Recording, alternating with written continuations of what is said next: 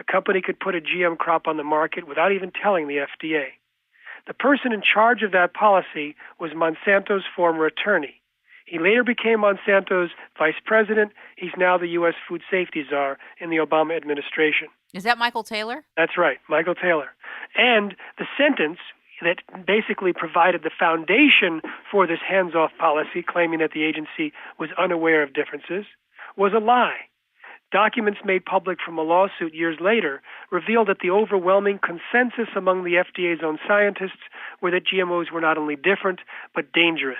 They could create allergies, toxins, new diseases, and nutritional problems. They had urged their superiors to require long-term studies and vehemently complained about the proposed policy, which ended up being enacted. Is someone paying off the FDA, and how come it is that the FDA and the EPA are involved in this? Well, the payoff individually, it often comes from people at the FDA who take positions in the companies that they regulate. And this happens all the time, especially among the higher management at the FDA. They regulate a company, they pass the drugs, they pass the food, and the next thing they know, they get a large salary at the companies whose products that they approved. And that happens over and over again for decades. There's also a question, in this case, it's not a payoff of Michael Taylor. Michael Taylor was Monsanto's former outside attorney. He moved into the number 2 position at the FDA, waived GMOs on the market, went to the USDA, worked on biotech issues, then got a fat salary from Monsanto as their chief lobbyist and VP in D.C., and now he's back at the FDA as the U.S. food safety czar. So they end up getting paid off, but not necessarily in money while they're at the FDA, but by opportunities when they leave the FDA. There was a lot of shock in this book about how dicey all these relationships are. I mean, it's so deep. It doesn't matter whether they're Republican or they're Democrat presidents. They are all in cahoots. They are empowering these agencies. They are empowering these people to do this, period. And it goes on till today. I mean, the Obama administration has put perhaps even more pro-biotech people in key positions than previous presidents. He put the biotech governor of the year, Tom Vilsack from Iowa, into the position of Secretary of Agriculture. He put a pro-biotech person as the head of USAID, as the head of the USDA organization that gives money for research, as the chief agricultural negotiator for the U.S. Trade Organization. So we have a situation now where it's not just the fox guarding the hen house. The fox is trying to get every other hen house to be, lined up with our pro-biotech policy. In fact, the WikiLeaks release this month showed that there has been the State Department is deployed around the world to promote biotechnology. A former ambassador to France in the Bush administration asked the government to retaliate against Europeans for rejecting GMOs and actually wanted to create a retaliation list that, quote, caused some pain. The U.S. ambassador to Spain had met several times with Monsanto's director of the area in Europe, and then based on their request and the request of the minister of someone in the Ministry of Environment, asked the U.S. government to intervene and put pressure on Brussels on their GMO policies. And even WikiLeaks showed that there was efforts to convince the Pope and the Vatican to promote GMOs through the Catholic religion. So we have a situation where there's a full court press by the U.S. government. Now, there was a very revealing quote by former Secretary of Agriculture Dan Glickman, who was in the Clinton administration, and he traveled around Europe trying to push GMOs. But at the end of the Clinton years, he admitted in an interview that the policies, the pro-GM policies, were written into his speeches. And basically it said, if you're against GMOs, you're Luddites, you're stupid, and that you felt like you were an alien disloyal by presenting an open-minded view. When he actually departed from his speech and ad-libbed his own concerns about GMOs publicly, he said he was slapped around by the Clinton administration and by industry and thought he might be fired. You see, so many of us believe that it's either this party or it's that party, it's the right or the left. And the fact is that they're all in cahoots with these kind of agencies and companies.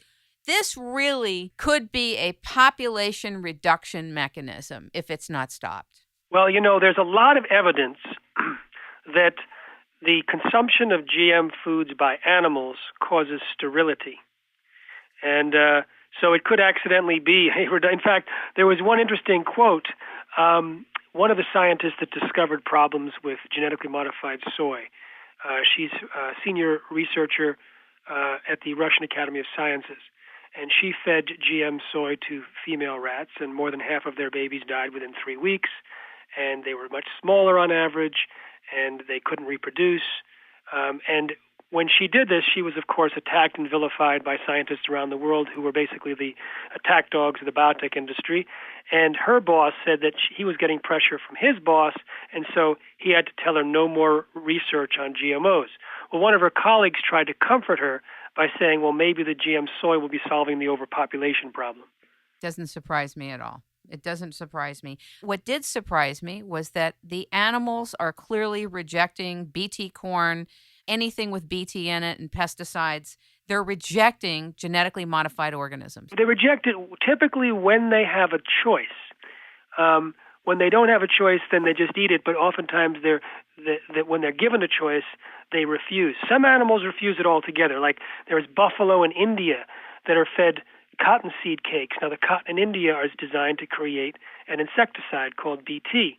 Many, many buffalo in the state of Haryana will not eat cottonseed cake made from the BT cotton. But most of those that do end up with reproductive problems, and many of them and their calves die as well. And also there's changes in the milk, et cetera, et cetera. So we have a situation where animals somehow know, and it's not just buffalo, of course, it's pigs, cows, geese, squirrels, elk, deer, raccoons, mice, rats. All have been shown to avoid GMOs when given a choice. Is it true that 70% of the cotton crops are GMO by now? 83% of the crops in the United States, 93% of the crops in the United States are genetically modified, either to withstand doses of herbicide or produce pesticide. Those are the two main traits. That's the reason why they genetically modify stuff. Monsanto makes things Roundup ready soy, corn, cotton, canola, and sugar beets, and these Roundup ready crops are designed not to die when sprayed with Monsanto's Roundup herbicide. Then there's corn and cotton plants that are engineered to produce a toxic insecticide, which breaks open the stomach of certain insects and kills them. However, the insecticide that it creates in its natural form as a bacterial spray is used even in organic agriculture, but there it biodegrades. But it's still not safe. When it was used to spray for gypsy moth infestation in the Pacific Northwest, about 500 people complained of allergic reactions or flu symptoms, and some had to go to the hospital. Now in India, thousands of farm workers who pick the BT cotton that produces this BT toxin in thousands of times the concentration as that of the spray, they're reporting the same symptoms. Many of them are getting rashes all over their bodies, and I've seen pictures of these rashes even today. They're just absolutely horrible, disfiguring rashes among those that are walking and working in the cotton fields. Does that tell us not to buy cotton products from India right now or from other locations on the earth at this time?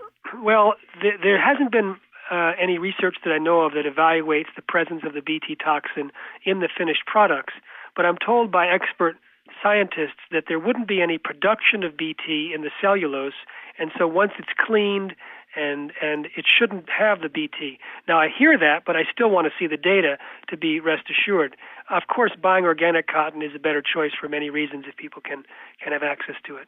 I understand that the zucchinis and the Hawaiian papayas are also genetically modified. Most Hawaiian papaya, a small percentage of zucchini, and a small percentage of crookneck squash are genetically modified, and they're designed to withstand certain viruses, plant viruses.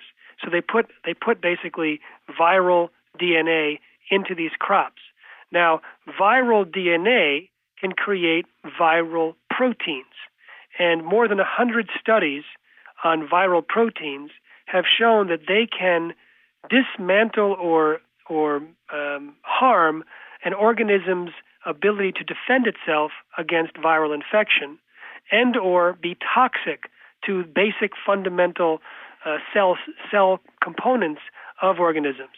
And so one of the issues that we're concerned about is eating the papaya or the zucchini or crookneck squash might